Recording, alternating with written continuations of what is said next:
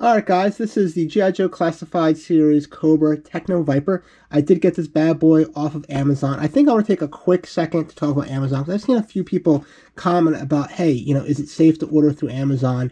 The short answer is, it is. It's 100% safe to order figures directly through Amazon. There's two things you want to keep in mind. Number one is that third-party vendors can sell through Amazon. So if we're talking about ordering through Amazon, we're talking about ordering directly from them as a retailer. Number two, you got to keep in mind, and this is not going to apply, probably not as much as moving forward since we're now open window packaging, which we'll be talking about, is a lot of people do the scummy thing and order a figure, open it up, put a different figure in it that doesn't have the same kind of value and send it back, and then Amazon resells it as an open package, not knowing any better, and then you order as a secondary consumer, and you do get the incorrect figure. That was happening a lot with the Cobra eels, by the way. People would get a Cobra eel because that was an Amazon exclusive at first, and they put a cheaper figure back in and then ship it back. So that happened all the time for people that were ordering pre-owned Cobra eels. So no surprise there. But the short of it is, yes, it is pretty safe to order directly through Amazon. But enough of that. Let's actually dive into discussing this figure in the box. As I mentioned, Hasbro has gone back to an open window style for their figures, which to me, it didn't really bother me either way. I pretty much open up all my figures. I can understand if you are an in-box collector, how this is way more appealing to you. I still think they did a really good job. I actually liked the enclosed boxes because you had the whole artwork up front. Now, similar artwork here is on the side. And keep in mind, guys, if you're into G.I. Joe, you're into just adult toy collecting, a lot of that, believe it or not, is the artwork, right? It's the box artwork. People talk about, the vintage G.I. Joe artwork all the time. So I'm glad that Hasbro really hasn't slacked with continuing phenomenal looking artwork with this. Once again, guys, I'm not going to dive into the details. There's going to be a lot of well-detailed videos. It's going to be a more quick video for you guys to check out. See if you like this figure. Once again, this is figure 117. And I think the box, this new open packaging, this is a mouthful, is pretty good. My guy does look like his waist isn't really attached properly. We'll see. We're going to open this bad boy up and check it out. All right. Here he is, fresh out of the box, guys. So the first thing I usually like to do is kind of just check out the figure. A lot of times they do need to be heated up, but out of the box he's not too bad. His knees bend pretty well. His arms bend pretty well. The head's pretty good. I will tell you, as I might have mentioned earlier as I was about to unbox the figure, like his waist just seems kind of loose. And this happens sometimes. I feel like sometimes the quality's not where it should be.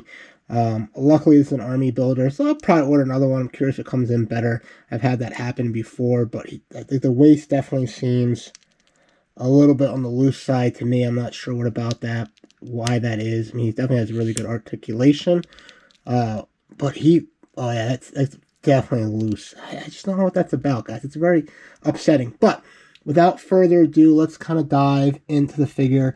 I like to kind of go over the accessories really quick. We have his primary rifle here, which I need to go back and watch the G.I. Joe because I don't remember what's what. Obviously, this is his primary rifle. We have his secondary pistol here that will fit right in his little holster there.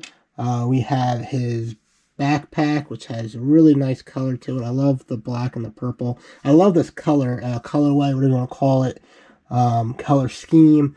I love the black and purple. I love having a little bit of color in my collection. I'm definitely a darker color guy, but I love having something like purple, even like an orange, just to really add a little bit of a pop into the collection there. We have some accessories that I'm assuming go to the book bag here. I'm going to figure this out, but I'm not really going to speak much further on that because I just don't know. I'm pretty sure this goes around to the book bag somehow, and has something to do with, I don't know if it's his gun or this piece right here. I'm not entirely sure, to be honest with you, but I know this is like a readout, which I remember them utilizing when they announced the Techno-Viper, which is definitely going to be a pose I'm going to have him in. So, yeah, let's go ahead and get everything on him, and we will get into articulation. So let's talk about articulation and overall paint scheme of the figure. So I already mentioned the knees bend pretty well. You should probably warm them up, but splits I think are going to be standard split here. Oh yeah, that's pretty good. That's just like the commercial with our guy. I can't remember. And is it? I can't remember.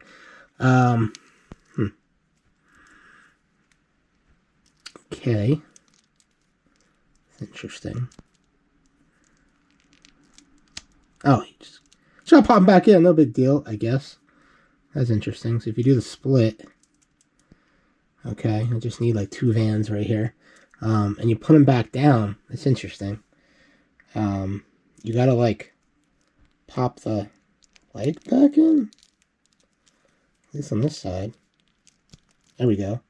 Oh, okay. Maybe that's normal? I don't know. It's already mentioned. There's a little bit on the wobbly side. Listen, first things first, great looking figure. Love the paint. The paint's great.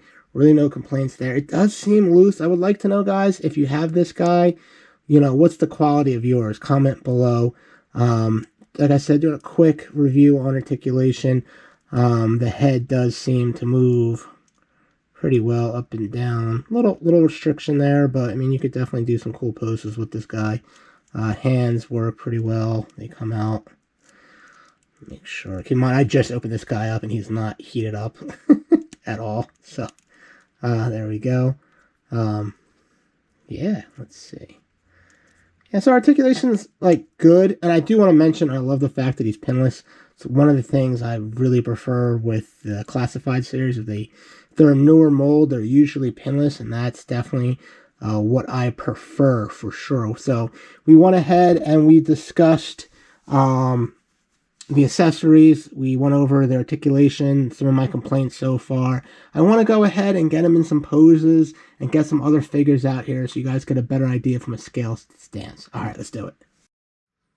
All right, guys, moving on to poses and overall, like, you know, how the guy looks with other figures. I had him in some couple different poses. He looked really, really cool. I had him in what I'm probably going to keep him in, which is, you know, with that little GPS monitor looking thing popped open. You know, I had him using his rifle. We had him with his, you know, on the knee, ready to go. You know, now I want to go ahead and bring out some other figures just so you guys can take a look. We're going to put him against the Crimson's Bat, as well as a NECA Leonardo Tune 1, looking pretty good. I also have a fun vintage Donatello, which I want to do right there. And yeah, I think I'll throw in this custom Cobra Commander as well, just so we can actually get a look at some sizing here, if I can get my Cobra Commander to stand. I want to put the Cobra Commander right here, if I can get him to stand. Come on, you can do it, buddy. There we go. So fun thing about looking at these scales here, these are all minus my vintage Donatello right there. These are all technically 12th scale figures, which is roughly, you know, a 6-inch figure. Now, if you look at Leonardo here, he's, I think, around 5.5 inches because they're technically shorter characters. The custom Cobra Commander is a little bit bigger. He's more of 6+ inches. Now, looking at the Techno-Viper and the Crimson Bat, we do have a similar height and size. But I want to go ahead and get some other figures out here as well. Now, getting him next to the Last Ronin Footbot. Now, I actually like these two next one. Then we got this gray and purple and red color combo. You can kind of see that the G.I. Joe Viper, Techno-Viper is more of a brighter purple, where this NECA Footbot's more of that darker purple. I think it looks pretty cool. So I'm going to switch it up. Let's go to all strictly... Perfect.